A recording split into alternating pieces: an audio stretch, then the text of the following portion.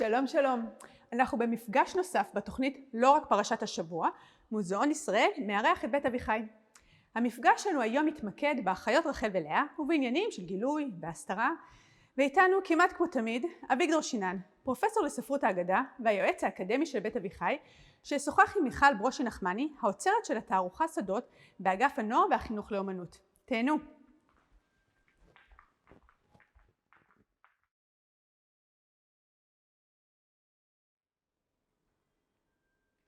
שלום, שלום. שלום רב. שלום גם מיכל. אנחנו הגענו בסיור השנתי שלנו בפרשת השבוע אל פרשת ויצא. תחילה כמנהגנו אני אזכור את הנושאים של הפרשה, לאחר מכן נראה איך זה מתקשר לתערוכה מופלאה, 2 קומות. הייתי בדרך לכאן, הופתעתי מהעושר הגדול של הדברים, ואני ודאי נלמד הרבה מאוד על התערוכה, אבל בינתיים נצמד לפרשת השבוע, נראה מה קורה בתוכה, ולאחר מכן נצא לדרכנו כאן יחד. אז הפרשה היא כאמור פרשת ויצא, יש בה כמה וכמה נושאים, אני אזכור את העיקרים מתוכם ונתמקד בנושא שלנו היום, שזה 2 אחיות, רחל ולאה, והסודות שביניהן ומה שקרה איתן.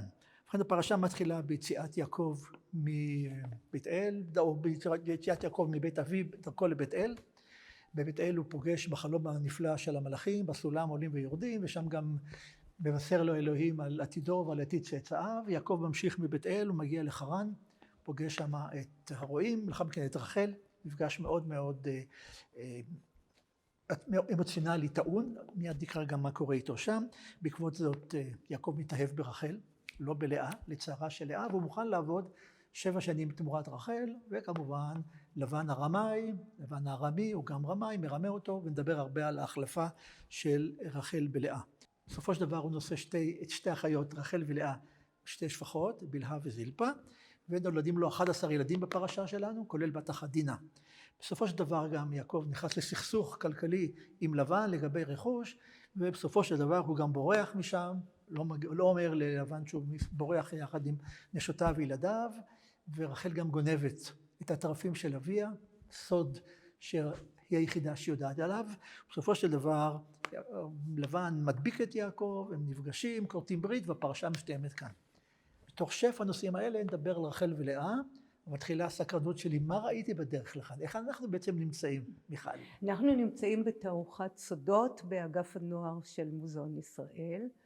זו תערוכה שמוקדשת בעיקר לקהל הצעיר, לבני נוער וילדים, והיא נעשתה תוך כדי שאנחנו ביקרנו בכל האוספים של מוזיאון ישראל, ומצאנו בהם סודות. מצאנו בהם סודות מסוגים שונים. הראשוניים הם הסודות שלנו, שכולנו מכירים, מהיומיום שלנו, שמתבטאים גם בסיפורי המקרא, כמו הסוד של שמשון הגיבור, שעשה טעות איומה וגילה אותו. לאישה, כן, שזה גם חטא על פשע. הסיפור של בת פרעה, שהייתה צריכה לשאת סוד מאוד גדול כל חייה, כשהיא הסתירה את משה בין העברים בארמון. אז זה סוג אחד של סודות. סוגים אחרים של סודות הם חבורות סוד, שמסתבר שיש אותם בכל התקופות ובכל התרבויות, וכולנו מכירים את זה כבר בבית ספר, כשיש לנו את חבורות הסוד שלנו, אנחנו מכירים את זה בספרות.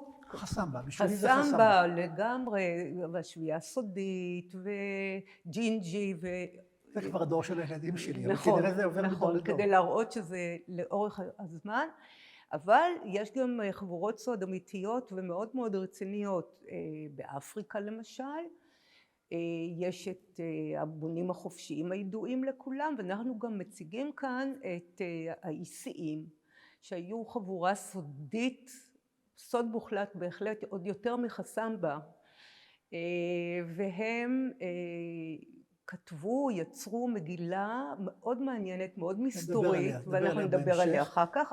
אבל אמרת איסיים, דרך אגב, אני לא מאמין שמדובר באיסיים, זה ויכוח גדול במחקר. זה נכון, זה נכון. אני אומר בדרך כלל קט ים המלח זה יותר ניאוטרלי, אבל נאמר איסיים. מה יש עוד בשפע הגדול הזה? יש לנו התייחסות לאנשי הסוד, אנשים שיודעים או טוענים שהם יודעים את הסודות הגדולים שמעבר למציאות, שיודעים לרתום נגיד את הטבע ואת הכוחות שלו ולהשפיע על החיים שלנו, כמו אנשים שכותבים קמעות, כמו מרפאים בכל מיני תרבויות שמרפאים על ידי כל מיני טקסים מיוחדים. אז זה סוג אחר של סוד שאנחנו מתעסקים בו. והתערוכה מסתיימת בסוד של המוזיאון, בעצם במקום שבו המוזיאון מפצח סודות, כי המוזיאון זה מה שהוא עושה חלק גדול מהזמן, הוא מקבל, אוסף כל מיני פריטים עתיקים, חדשים, מתרבויות שונות, והרבה פעמים החפצים האלה מגיעים עם הרבה תעלומות וסודות סביבם. לפעמים יש חומרים בתוך החפצים שאנחנו לא יודעים מה הם, לפעמים אנחנו לא יודעים מה מקור החפץ, ובמעבדות של המוזיאון והאוצרים כמובן, החוקרים, מנסים לפצח את הסודות האלה. יש לנו הרבה מה לעסוק בו, אבל את יודעת, מבחינתי, פרשת השבוע והמדרשים עליה מזמנים אך ורק עיסוק בסודות של דמויות מקראיות. אז אני מציע שאני אדבר על דמויות מקראיות, ומפעם לפעם נקטע, ואת תסב את תשומת ליבנו לסוג אחר של סודות שנמצא כאן. ראיתי גם קופסאות למיניהן, ראיתי גם שפע של דברים. אז אולי נעבוד בצורה כזאת של כמה סודות מקראיים עם משהו מהתערוכה הנפלאה הזאת, וכך אנחנו נתקדם קדימה. אז תחילה בעצם, אתם הגדרתם את המילה סוד. מה זה בעצם סוד לפי עבודתכם? סוד, ההגדרה שלו היא פשוטה. דרך אגב, אנחנו בחנו את זה עם ילדים קטנים, והם כולם ענו את התשובה המילונאית של הסוד. הם הבינו את ההגדרה של הסוד בצורה נפלאה. סוד הוא מידע שמוסתר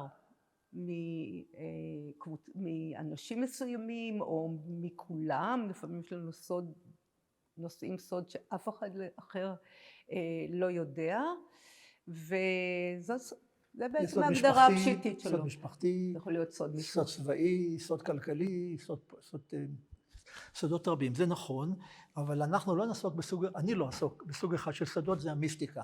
כל אותן סודות נפלאים שאנשים יודעים את מבנה האלוהות ואת המרכיבים שלה, מה שנקרא קבלה וכיוצא בזה, או הסודות של מה קרה לפני בריאת העולם, בזה אני לא רוצה לעסוק. אני אעסוק אך ורק בסיפורים המקראיים של סודות, אבל אני אומר עוד משהו, המילה סוד היא מילה מקראית, היא לא מילה חדשה, וסוד זו אותה משמעות בדיוק. ספר משלי אומר למשל, הולך רכיל ומגלה סוד, נאמן רוח מכסה דבר. יש כיסוי ויש גילוי, ואני חושב שהשורשים לכסות ולגלות חוזרים כל הזמן. סוד מכסים אותו או מגלים אותו, יש גם סוד גלוי, שזה למעשה היברידי. סוד גלוי זה סוד שכולם יודעים אותו, רק מניחים שהוא בעצם סוד. עמוס הנביא אומר בין השאר, שלא יעשה אדוני אלוהים דבר, כי אם גלה סודו אל עבדיו הנביאים. אז זה סודות אלוהיים לנביאים, אני לא אדבר עליהם. אבל יש עוד משמעות אחת למילה סוד במקרא, והיא פחות מופיעה בלשוננו שלנו, וזה סוד בשם קבוצה, חברים. למשל, תהילים פרק קי"א מתחיל ואומר, הללויה אודה השם בכל לבב, בסוד ישרים ועדה. סוד זה קבוצה, כך שהסודות, חסמבה וכו', זה לא המצאה מודרנית, כבר המקרא מכיר את המילה סוד כקבוצה שיש להם את הסודות שלהם, החבורות שלהם. אולי עוד ציטוט אחד בתור התחלה, רק מתאבן, מצאתי אותו מאוד מעניין, היה חכם בשם בן סירה, שחי במאה השנייה לפני הספירה.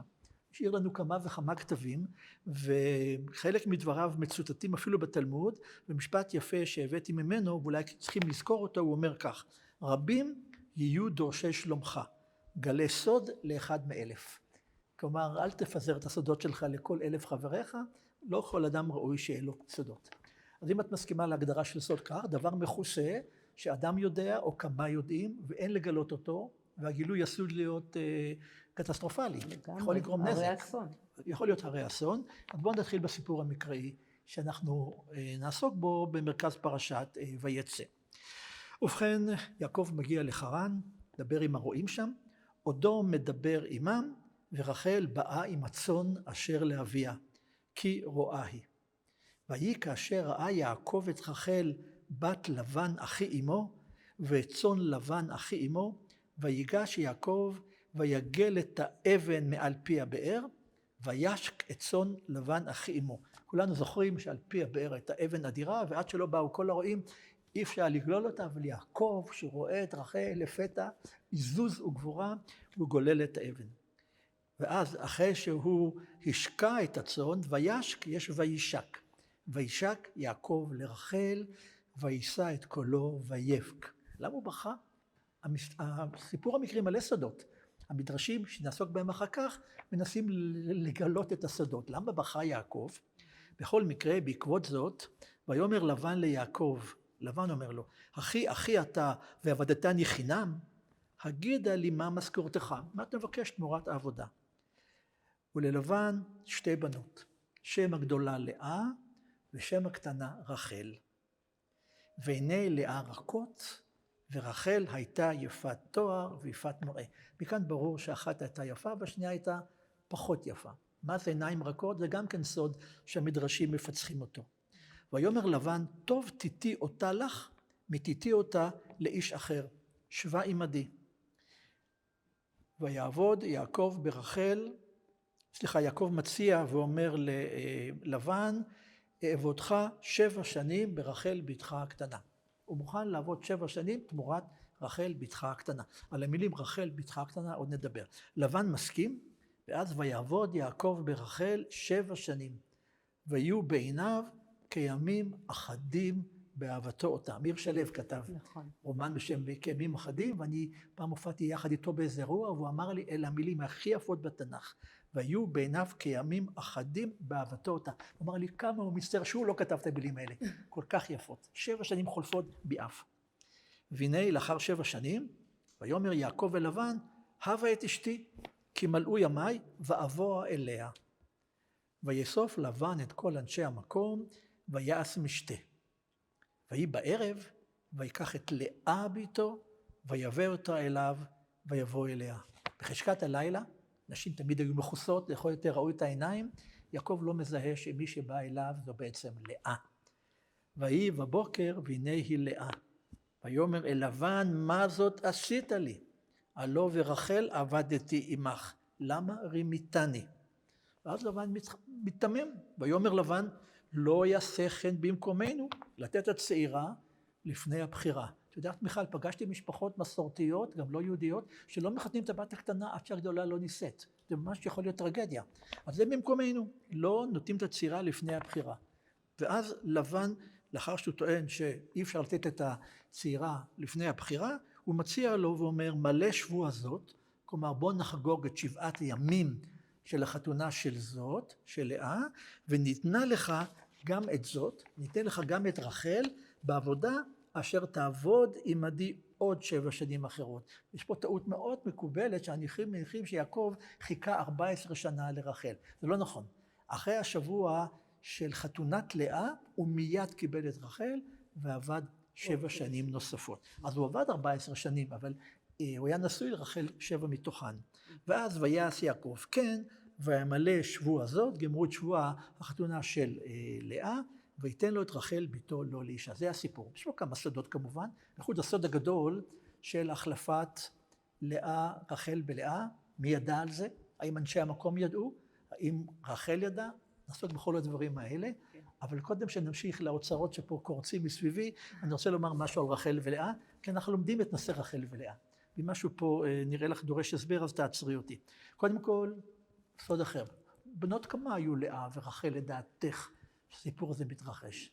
זו שאלה פנטסטית. אני חושבת על אבל פן ועל הציורים שלו, ושם הן נראות ממש צעירות, 12, 13, משהו כזה. אוקיי, אז אגיד לך בת כמה היו לפי המדרש? לפי המדרש? המדרש קובע שהן היו בת 22. קצת מבוגרות. זאת אומרת שהם חשבו שהן תאומות? יפה, הן היו תאומות, בנות 22, כלומר יעקב פגש אותם כשהיו בנות 15, והוא חיכה 7 שנים כדי להתחתן איתן.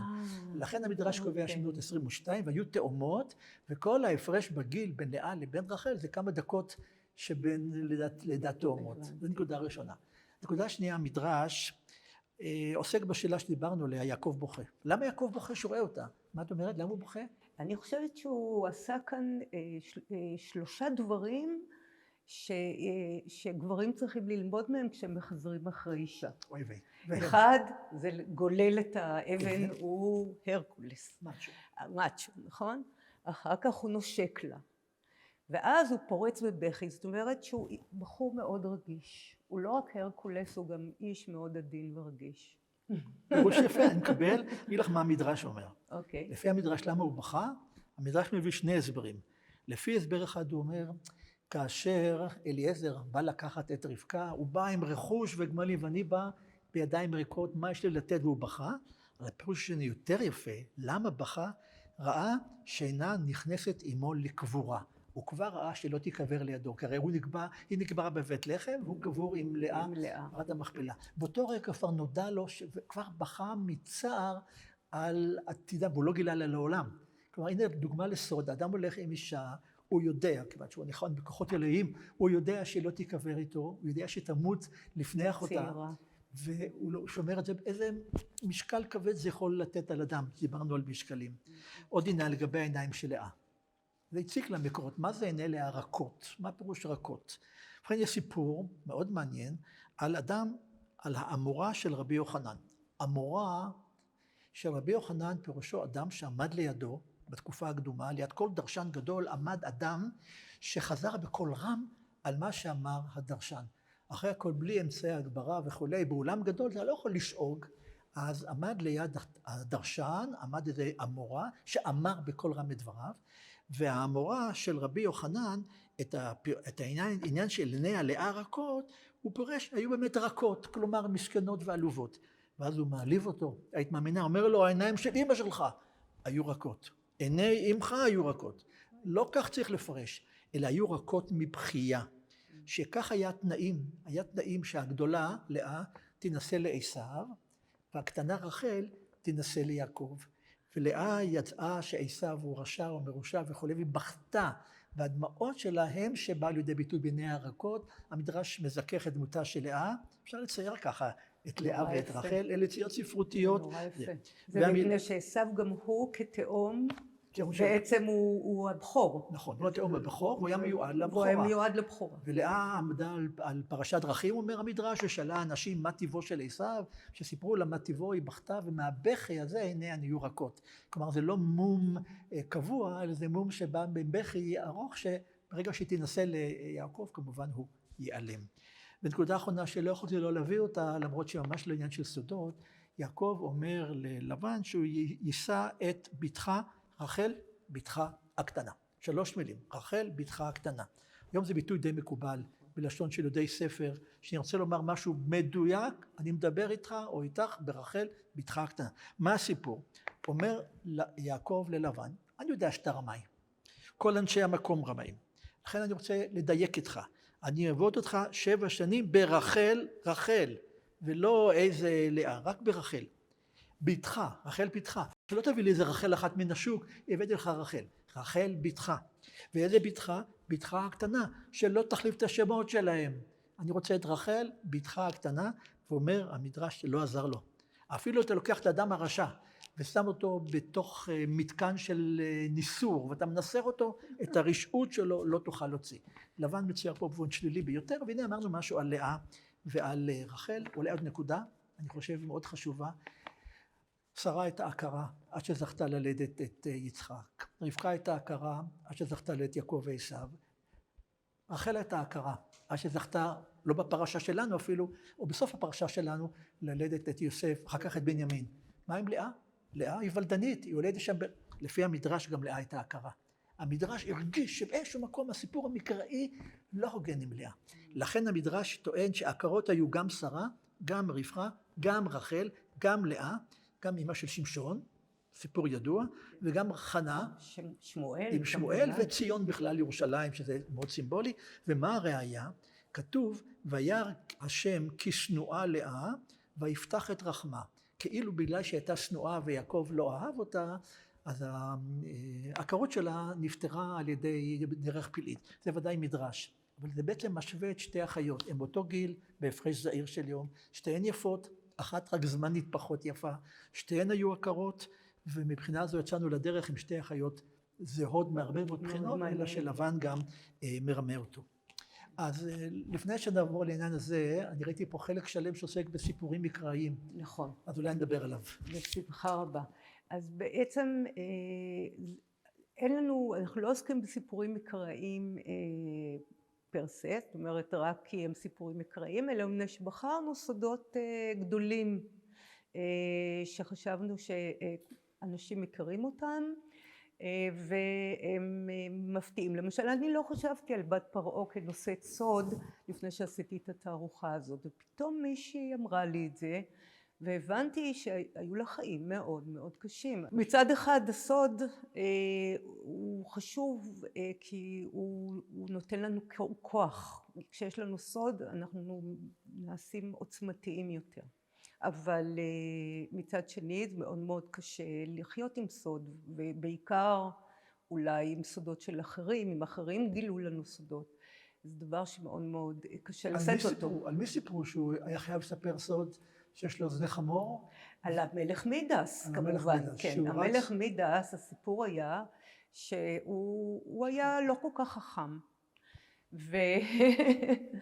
ובתחרות שנעשתה בנגילה על חליל מול האל אפולו, הוא בחר בחלילן ולא באל אפולו. אז כמובן שהאל אפולו לא מאוד שמח על כך, והוא גידל לו על המקום אוזני חמור.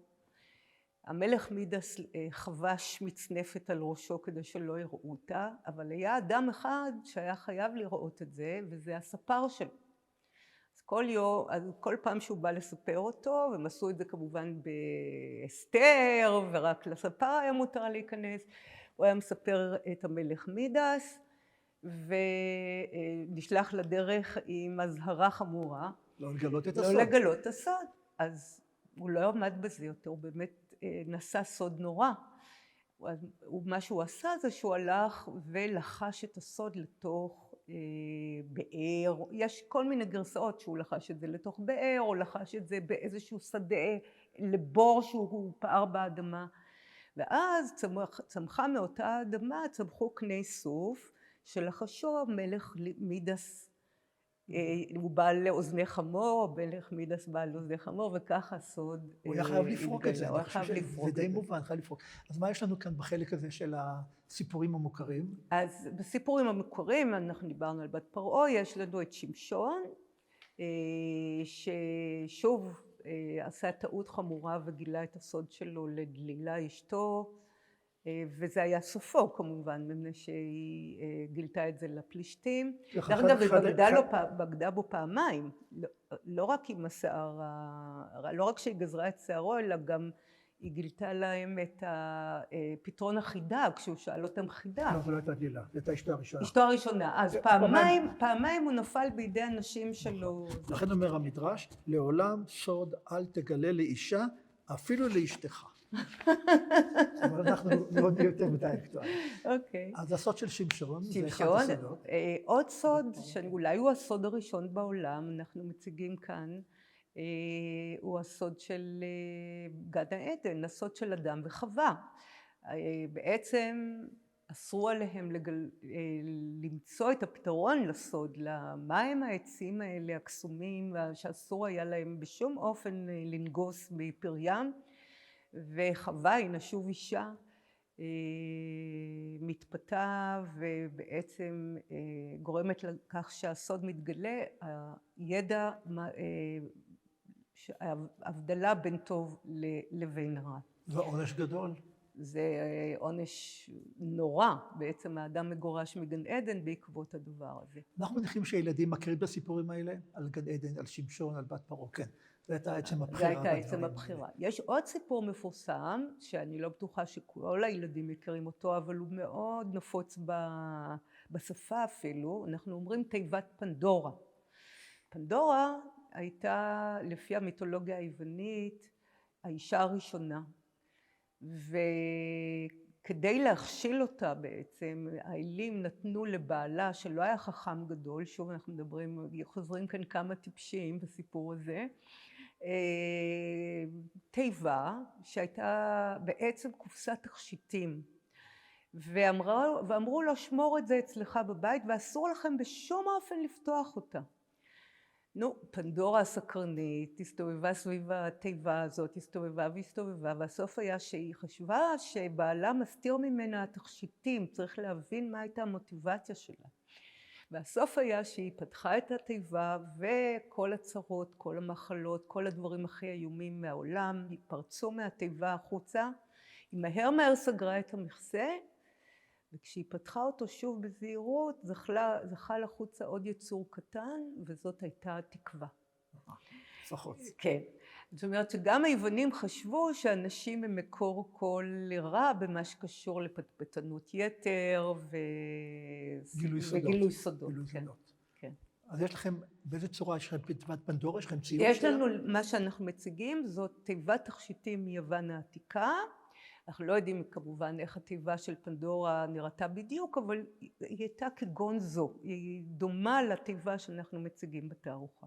המדרש מספר אותו סיפור על חווה, על אדם ועל חווה, שאלוהים ציווה עליהם, התיר להם לאכול את כל העצים, רק ציווה שאחד מהם לא לגעת בו, שמזכירים למישהו 1000 פעמים, בזה אל תיגע, בכל דבר תיגע, בזה אל תיגע, כולנו יודעים שדבר ראשון שהוא יעשה, הוא ילך ויגע. ואז חווה באמת פתחה, ויצא נחש והקיש אותה, וכולנו משלמים את המחיר היקר, בגברים עובדים, נשים סובלות בלידה וכו'. גילוי סודות מאוד מאוד דרמטי. מאוד דרמטי ומסוכן. כן, אז נחזור ללאה ורחל ברשותך, עזבנו אותם. ובכן מסתבר שהתורה מספרת שלבן כינס את כל אנשי מקומו וערכו משתה. מה אומר המדרש? המדרש תמיד מרחיב את הסיפור המקראי, לעתים יוצר יצירות ספרותיות נפלאות ורבלית. אפשר גם לצייר אותן, אבל נראה אותן. ויאסוף לבן את כל אנשי המקום ויעש משתה. מה אומר המדרש? כינס את כל אנשי מקומו ואמר להם, יודעים אתם? היינו דחוקים למים, וכיוון שבא הצדיק הזה נתברכו המים. זה מסורת אחרת שבזכות יעקב המים זרמו מן הבאר בלא הפסקה. יודעים אתם? היינו דחוקים למים, וכיוון שבא הצדיק הזה נתברכו המים. אמרו לו כן, מה נעשה? אמר להם, אם אתם רוצים נרמה אותו, ניתן לו את לאה שהוא אוהב, כי הוא אוהב את רחל יותר. ניתן לו את לאה שהוא אוהב את רחל יותר, הוא יעבוד פה עוד 7 שנים. וכולם הסכימו. אז מה הוא עשה? תנו לי משכונות שלא תגלו את הסוד. תנו לי משכונות. הוא רוצה להיות בטוח שאיש לא מגלה, כל אחד השאיר לו משכון, ואילו היה מגלה את הסוד, היה מאבד את המשכון. נתנו לו את המשכונות. מה עושה במשכונות הרמה הזה? הלך מכר אותם, וקנה בזה את היין ואת השמן ואת כל הדברים למשתה. הוא גם רימה את אנשי מקומו, שלא ידעו שהוא הסתיר מהם את העובדה שאת המשכון לא יראו אף פעם, כי הם יאכלו וישתו אותם בסעודה.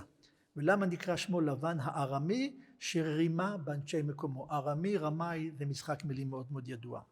טוב, בערב כיבו את הנרות. אמר להם, מה זה כיבוי הנרות? הוא רוצה לראות את אשתו. אמרו, מה, אנחנו פרוצים כמותכם? פה המפגש הראשון בינו לבינה הוא בלילה. וכל הלילה הוא דיבר את רחל, רחל, רחל, והיא ענתה לו כאילו היא רחל. כלומר, הוא לא ידע שהוא נמצא בעצם עם לאה. בבוקר הוא לאה. מה הוא אומר לה? את רמאית, בת רמאית. לא בלילה קראתי לך רחל ואת ענית לי? אז מה אמרה לו? יש סופר שאין לו תלמידים? זה לא היה אביך יצחק שקרא עשיו עשיו ואתה ענית לו? כמו שאתה רימית את אביך, וזה עוד סוד שמסכן יצחק לא ידע. הסתירו ממנו את העובדה שמי שבא אליו עם גדיי עזים וכולי, זה בעצם יעקב. אתה רמאי בן רמאי, כמו שעשית אתה לאביך, עשיתי לך. ואז למדנו את הלקח של לרמות, זה דבר מסובך, מי יודע מה יקרה. קודם כל, שימו לנו לתמונה הזאת שמאוד נוגעת ללב. לאה במיטה עם יעקב, הוא קורא לה כל הזמן רחל, והיא יודעת שליבו לא איתה. ליבו עם רחל, ובכל זאת היא בישיבה ועונה לו. והתמונה הזאת של יעקב ולאה ורחל ברקע, קיבלה ביטוי עוצמתי הרבה יותר במדרש למגילת איכה. מדרש למגילת איכה, שעוסק הרבה בחורבן ובצרות וכיוצא בזה, מספר על כך שבזמן החורבן כל האבות, אברהם, יצחק ויעקב וגם משה רבינו וגם ירמיהו, כולם באו לאלוהים בניסיון לשכנע אותו לא לפגוע בעם, לא להשמיד את ירושלים, לא להרוס את המקדש, ולא עזר להם. אברהם, יצחק ויעקב, משה וירמיהו נדחו על ידי האלוהים בטענה שהם אין בכוחם לבטל את הגזרה. ואז קפצה רחל אמנו. באותה שעה קפצה רחל אמנו לפני הקדוש ברוך הוא ואמרה, ריבונו של עולם, גלוי לפניך, יעקב עבדך אהבני אהבה יתרה, ועבד בשבילי לאבא 7 שנים. וכשהשלימו אותן 7 שנים, והגיע הזמן נישואי לבעלי, יעץ אבי להחליפני בשביל אחותי. והוקשה עליי הדבר עד מאוד, כי נודעה לי העצה. כלומר, הסוד הזה היה ידוע לרחל. רחל ידעה שהם מתכוונים להחליף אותה מלאה. והודעתי לבעלי, היא סיפרה את זה ליעקב, ומסרתי לו סימן שיכיר ביני ובין אחותי, כדי שלא יוכל אבי להחליפני. כלומר, נתנה לו איזה סימן, איזה קוד, או לחיצת יד, כל דבר תדע, רק אני ואתה יודעים. זה סוד משותף לשנינו, כמו בהצפנה למעשה, נכון? כמו שרק המצפין והמקבל את ההצפנה יודע, מסר לו סימן שיכיר ביני ובין אחותי, כדי שלא יוכל אבי להחליפני. ולאחר מכן אומרת רחל לאלוהים, ניחמתי בעצמי, התחרטתי, וסבלתי את תאוותי, עצרתי את התאווה להתחתן, וריחמתי על אחותי, שלא תצא לחרפה. מה היה קורה לו בלילה לאה הייתה מגלה שהיא לאה ולא יעקב? איזה חרפה ללאה. שהיא לא הייתה יודעת את מילת הקוד, שלא הייתה יודעת ההצפנה. לכן היא אומרת יפה, ניחמתי וריחמתי על אחותי, ובערב מסרתי לאחותי את כל הסימנים שמסרתי לבעלי, כדי שיהיה סבור שהיא רחל ולא לאה. עכשיו תשים לדברים הבאים שהם אולי הדבר הכי קיצוני. ולא עוד אלא שנכנסתי תחת המיטה שהיה שוכב עם אחותי, והיה מדבר עמה והיא שותקת, ואני משיבתו על כל דבר ודבר, כדי שלא יכיר לכל אחותי.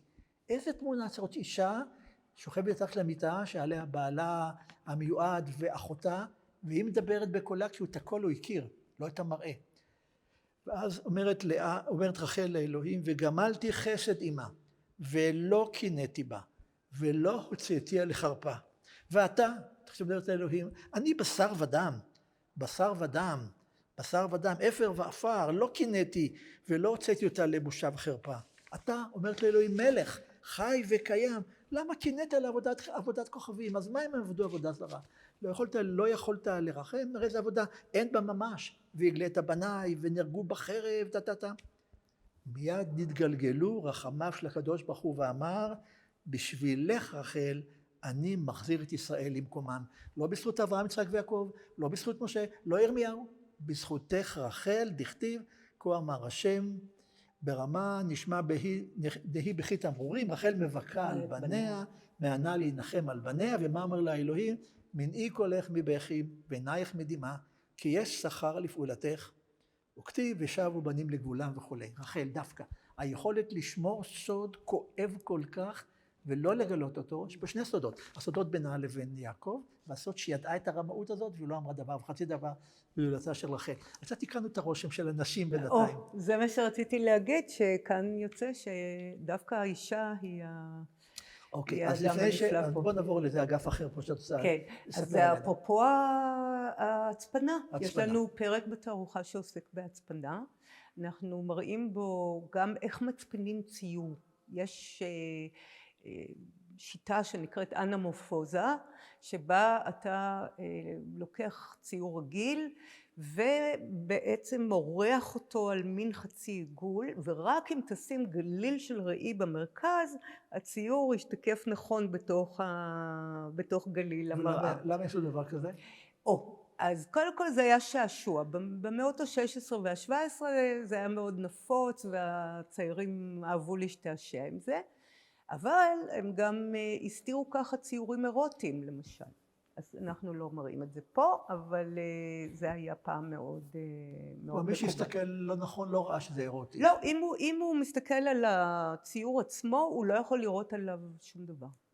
זה הצפנה של ציור. רק אם מגיע, עומד עמוד הראי במרכז, אז אתה רואה, אז זה משקף את זה. וכמובן אנחנו מתייחסים גם להצפנות, כמו שאנחנו מכירים אותם, החלפות של אותיות ודברים מהסוג הזה. דרך אגב, כת מדבר יהודה היא שוב, לא ידעתי את זה לפני שעשיתי את התערוכה הזאת, אז מסתבר שיש כמה מגילות שעוסקות בתוכן של הלימודים של המצטרפים לכת. ומי שכתב את זה רצה להצפין את הטקסט שלו, כן, לא כל אחד יוכל, אם תיפול לידו המגילה, שהוא לא יקרא את הסודות הגדולים של הכת הזאת. אז הם השתמשו בהצפנה אמנם די פשוטה וכזאת שקל לפצח אותה, אבל למשל הם השתמשו באותיות יווניות במקום אותיות עבריות וכל מיני תעלולים מהסוג הזה.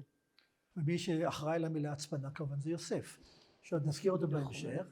הרי פרעה נתן לו את השם המשונה צפנת פענח, שתי מילים מצריות שלא ברור לי מה פירושן, אבל המסורת היהודית והישראלית פירשה צפנת שזה להצפנה ופענח זה לפענוח. כולנו יודעים את כל המלאכה של הצפנה ופענוח שבא בזכות דמותו של יוסף.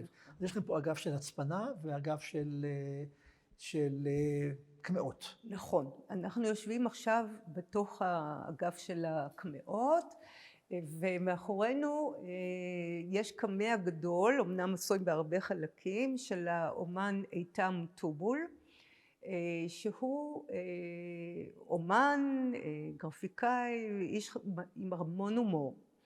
והוא לפני שנים ספורות התחיל לקרוא למפעל שלו עם קמעות, הוא קורא לזה רשות הקמעות. ויש כאן דבר שהוא דבר והיפוכו. קמעות זה דבר שמצניעים, הם בדרך כלל קטנים, הם מסתירים אותם בתוך הבגד. אנחנו גם מראים כאן בתערוכה שהרבה פעמים הכניסו את הקמעות ממש לתוך המעיל פנימה כדי שלא יראו אותו.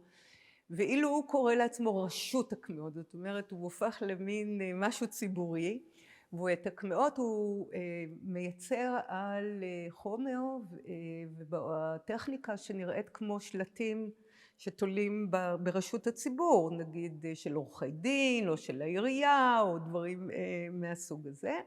תמיד התוכן שלהם הוא מעניין, הוא משעשע.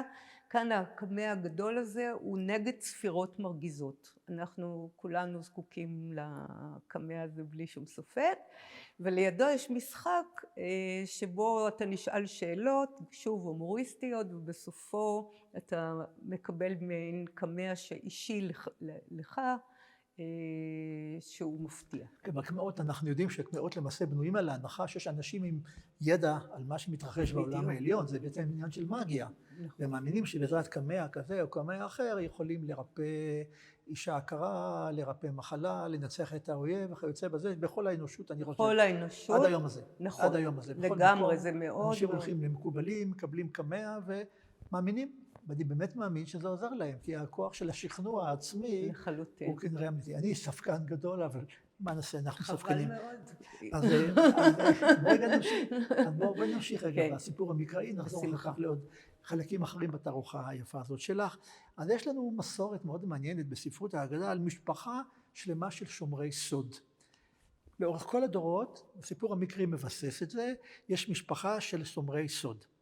וזה בעקבות רחל ששמרה את הסוד ושתקה כשראתה, ידעה את הסוד ושתקה שראתה שמובילים את לאה במקומה.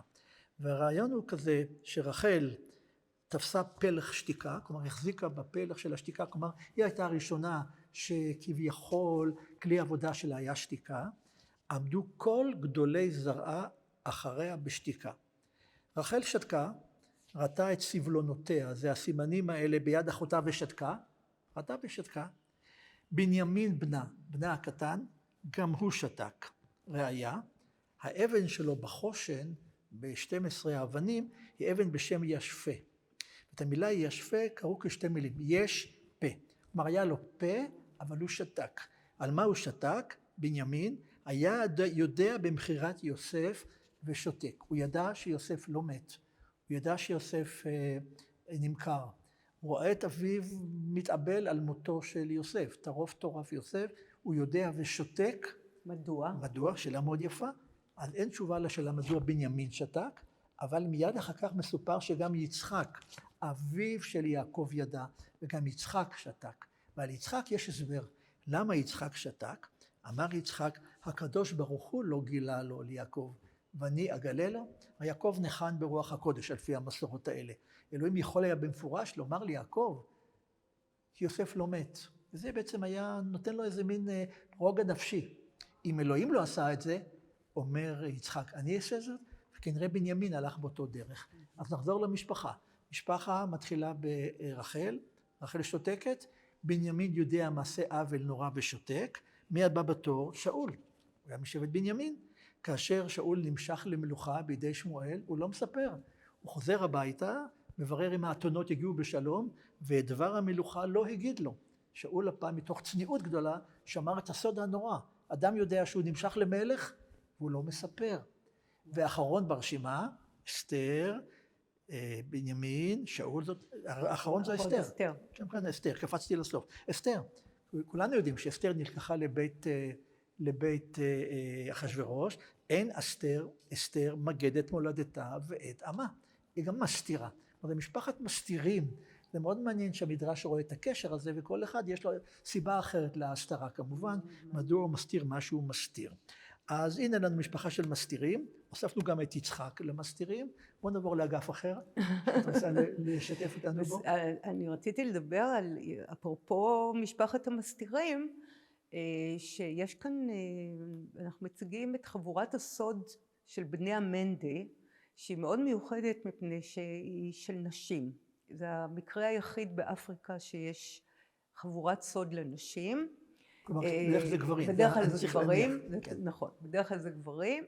ואחד התפקידים המרכזיים של חבורות הסוד, הם לדאוג לחניכה של חברי החבורה, במקרה הזה נשים, בנות, וששם במקום לעשות בת מצווה, כמו אצלנו, הן יוצאות למעבה היער עם הנשים החשובות של השבט, רחוק מעיני הגברים, ועוברות תקופות של חניכה שבהם הן לומדות איך להיות נשים מבוגרות, מה תפקידם כלפי החברה, מה תפקידם כלפי המשפחה, בעלם וכו' וכו'. עכשיו, את הרוח של השבט מגלמת מסכה שנקראת סווי, אנחנו מציגים אותה בתערוכה, והמסכה הזאת היא האידיאל הנשי. בעצם על הבנות לשאת עיניים אל המסכה הזאת ולהבין איך צריכה לראות אישה אידיאלית. וכמובן שהיא יפה מאוד, ואורה שחור ומבהיק, והתסרוקת שלה נהדרת, אבל מה שמאפיין אותה במיוחד זה שיש לה פה מאוד מאוד קטן. כלומר, כן, לא לדבר, לא ללכת רכיל, לא לספר מה שאסור. זאת אומרת, האידיאל הוא האישה שותקת, בדיוק כמו שסיפרת על רחל ועל אסתר במקרה הזה. מעניין. כן. ראיתי גם את הסרטון הנחמד הזה על אותם קבוצה של נשים. מכל מקום ראינו נשים באמת שמגלות סוד בטבען, כך אומר המדרש. כאשר הקדוש ברוך הוא, אומר המדרש, החליט לברוא את האישה הראשונה, הוא התלבט מאיזה חלק מן הגוף של האדם לברוא, הוא אמר, אני לא אברא אותה מהשפתיים, כאישה היא פטפטנית. הוא כבר ידע ש... כן, אנחנו פה קצת מזוגנים, אני מצטער, אני סליחה מהשומעות ומשתי בנותיי ונכדותיי ואשתי כמובן, אבל זה מה שהמדרש, על פי התפיסה הגברית, האישה היא פטפטנית, לכן ראינו כבר לא לגלות סוד לאישה, ושמשון זה דוגמה ברורה, הוא גילה לשתי הנשים שלו ושילם מחיר מאוד מאוד יקר. אז בואו נעבור על עוד סיפור מקראי, מתי אם תחליטי לאן נמשיך אחרי כך, על עוד סיפור מקראי, הפעם על מרים שאת הזכרת, את מרים ואת בת פרעה. מרים לא סיפרה לבת פרעה שבעצם האישה שקיבלה כעת להעניק את משה היא אמו שלו. היא אומרת, תביא לך אישה מן העבריות. היא שמרה את הסוד הזה מפני בת פרעה. אולי אם הייתה אומרת לה שזו אמו, היא לא הייתה מסכימה לעניין כולו. כלומר מרים. וכיוון שהתורה אומרת על מרים, ותר לך עלמה ותקרא לאם הילד, העלמה, למה קראו לה פתאום עלמה? התשובה שהיא העלימה את הדבר, ולא גילתה סוד. הנה המילים, היא העלימה את העבודה והיא לא גילתה סוד.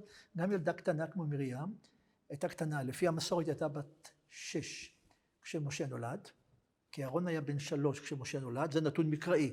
וההנחה היא שמרים מבוגרת מאהרון עוד 3 שנים. ילדה בת 6, פתאום קוראים לה עלמה. למה עלמה? זאת תשובה, היא העלימה, ידעה כאן לשמור סוד. גם ילדה קטנה יודעת לשמור סודות, בדיוק כמו שיצחק, כפי שאחרים. אולי עוד סוד אחד, לפני שנמשיך הלאה, לסיפורים יותר מורכבים. אברהם יורד למצרים עם לוט, בן אחיו, ואומר על שרה שהיא אחותו, ועולה לו מחיר מאוד יקר, כיוון שפרעה לוקח את שרה, והנה לוט ידע את הסיפור האמיתי, ולא גילה את הסוד. אני קורא לך את המדרש, כי כשהלך אברהם במצרים, לא גילה לוט את סוד אברהם, שאמר אחותי אני. כלומר, הוא גם כן ידע שלפעמים צריך פשוט יד לפה ולשתוק, ולכן חמל עליו הקדוש ברוך הוא והצילו. למה הוא לא מת בזמן המהפכה של סדום? משום שהוא שמר סוד. כלומר, שמירת סוד זה כנראה מעלה מאוד מאוד גדולה. אני מבין שבדרך כלל אנחנו מרגישים שמכבדים את מי שיודע לשמור סוד. כמה שזה כואב לך, אתה שומר סוד, לפעמים אדם הולך לקברו ואומרים שהוא הלך עם הסוד שלו יחד איתו. כן, שהסוד הלך איתו לקבר, ובדרך כלל זה נאמר גם בהערצה. אולי בצער, אבל גם בהערצה. שהיה מצליח לשמור סוד כל הזמן. נכון. עכשיו לאחרונה קראנו על סליק בתקופת הפלמ"ח, שאנשים שמרו אותו מ-46, 47, ורק עכשיו, בשנות ה-2000 ומשהו, גילו את הסוד הזה, וכל הזמן שמרו עליו בבטן. כנראה סוד זה דבר... זה כבר חלק מהעצמות שלך. אז אני אמשוך חוט מהסיפור שלך, ועל מצרים. מצרים היא תרבות שיש בה הרבה סוד. הרבה סוד. אנחנו חושבים על האומנות המצרית, על האמונה המצרית,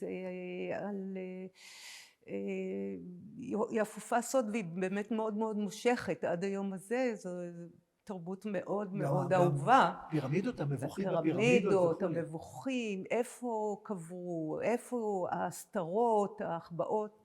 מה שאנחנו מציגים כאן בתערוכה זה מעין מומיה, זאת לא מומיה אמיתית, אנחנו יצרנו אותה, שהיא מכוסה בקמעות. והרקע לזה הוא שבמצרים העתיקה האמינו כמובן שהמת יקום לתחייה, אם הוא יעמוד כמובן במשפט הלב מול הנוצה, ישקלו אותה, ואם הוא יעמוד, ליבו יעמוד במשפט הזה, הוא צפוי לקום לתחייה.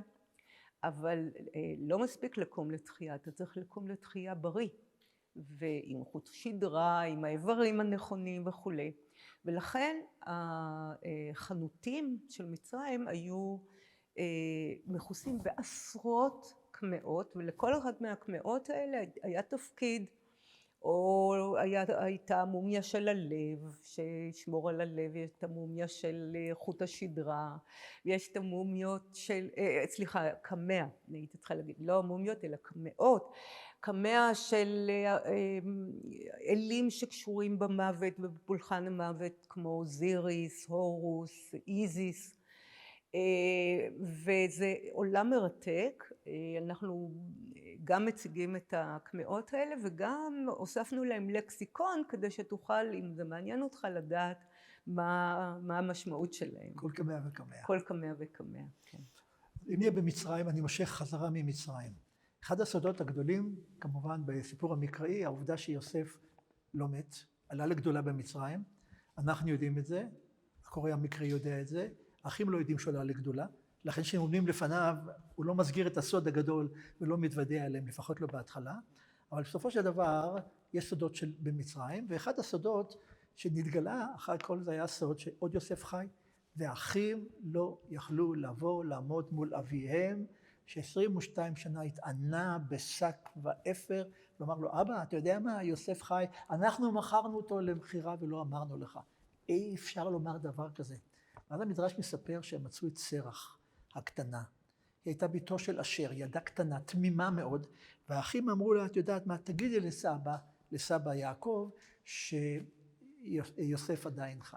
הילדה הקטנה הזאת, בחוכמה או בתמימות גדולה, היא לא באה לה ישר סבא יעקב חי, אלא עמדה לידו בזמן שהוא התפלל, ושרה שיר ילדים מאוד מאוד תמים, עם חרוז קצת אינפנטילי, יוסף במצרים, יולדו לו על ברכיים, מנשה ואפרים, ויעקב שומע משהו ולאט לאט הוא מתחיל להבין שבעצם יש כאן בשורה גדולה ביותר, ואז בעקבות הבשורה הזאת הוא מברך את סרח באורך ימים שתחיה לחיים ארוכים, וסרח זו דמות מקראית שנזכרת רק בשמה, שלפי מסורת חז"ל חייתה מזמן ירידה למצרים עד זמן יציאה מן המצרים ועד כניסה לארץ ישראל ועד ימי דוד המלך ועד ימי רבי יהודה הנשיא, כלומר דמות על זמנית שרח בת אשר שחייתה בכל התקופה. ומה גדולתה של שרח פרט לעובדה שהיא סיפרה ליעקב? זה מסופר על מצרים, נחזור למצרים. המדרש עוסק שאלה מאוד מעניינת, למה בשפה העברית יש רק 5 אותיות סופיות? מ' נ' צדיק פ' כ', למה אין לנו ק' סופית ולמה אין לנו ל' סופית? אגב בערבית יש הרבה יותר אותיות סופיות, מי שיודע. למה אין רק 5 אלה? והתשובה שהאותיות האלה הם קודים לגאולה. כל אחד מ5 אותיות האלה הם קוד שמי שיודע אותו נגאל וזכה להיגאל, ובזכות האות כ' איכשהו אברהם ניצל ממה שהראה לו באור כסדים, באות מ' יצחק ניצל מהפלישתים וכולי, כל הדברים האלה. והאות פ' זה גאולת מצרים. מה זה גאולת מצרים האות פ'? אם יבוא הגואל ויגיד פקוד פקדתי אתכם, זה הגואל האמיתי. כל אחד אם יבוא ויאמר אני בא לגאול, אני בא להושיע, אני בא לסייע, אני בא להציל, אל תאמין לו. הוא חייב להגיד פקוד פקדתי. ואת הקוד הזה קיבל אברהם כבר בברית בין הבתרים, והעביר ליצחק וליעקב, ומיעקב זה עבר לאשר, ומאשר לביתו שרח. ובאמת כאשר משה מגיע, איזה פרא למוד מדבר ממדיין, מי הכיר אותו? בחור בן 80, איש בן 80, מי הכיר אותו? והוא אומר להם, עשה להם כל מיני תרגילים, שפך מים, הפך לדם, לקח מקל, הפך לנחש, הם לא האמינו לו. ואז הוא אמר להם, פקוד פקדתי. הם רצו לשרח. אמרנו פקוד פקדתי. אז אומרת להם שרח, הוא הגואל האמיתי. היא ידעה את הקוד, דיברנו על קודים, ובזכות זה שהיא הייתה חייתה לאורך כל התקופה, מימי יעקב עד יציאת מצרים, בזכותו אנחנו כאן.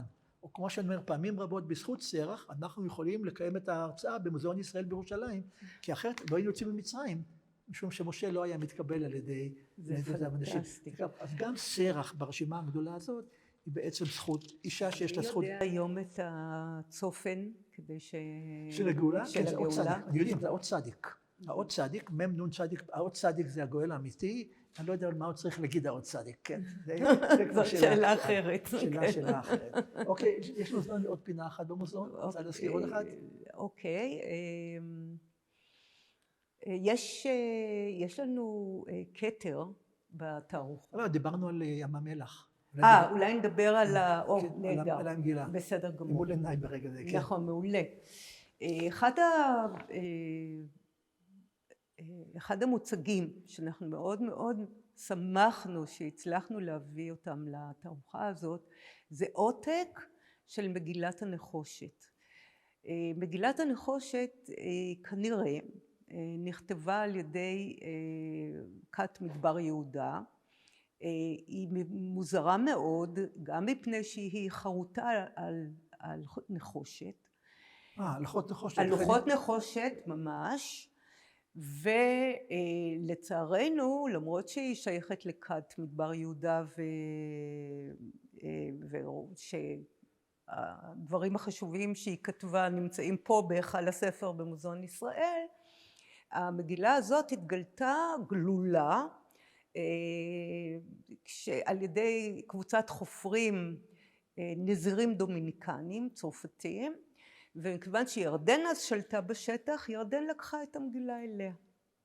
כדי לפתוח את המגילה הזאת היה צריך לנסר אותה ל18 חלקים, ואז לחבר מחדש, וכשקראו אותה הסתבר שמתוארים כאן למעלה מ60 אוצרות, אוצרות מדהימים, טונות של זהב וכסף וכלים יקרים. ובצד התיאור של האוצרות יש רמזים למקום שבו הם מוחבאים, רמזים ממש חידתיים. משהו כמו 3 צדדים ימינה מן העץ. כן, בדיוק ככה. בבקעה הזאת, ובצד ימין וכולי וכולי. מפת אוצר כתובה. חיפשו אותם? מה זה חיפשו אותה? יצאו לפחות 8 משלחות עד היום לחפש את האוצרות האלה, אבל הם לא נמצאו. רוב החוקרים מאמינים שלא מדובר באוצרות אמיתיים, אלא שמדובר באיזה רעיון מופשט של כת היסעים. יש כאלה שחושבים שהם מתארים את אוצרות בית המקדש. כך או כך זה לא התגלה עד היום. אנחנו מציגים כאן עותק של המגילה הזאת, כי כאמור היא נמצאת בירדן.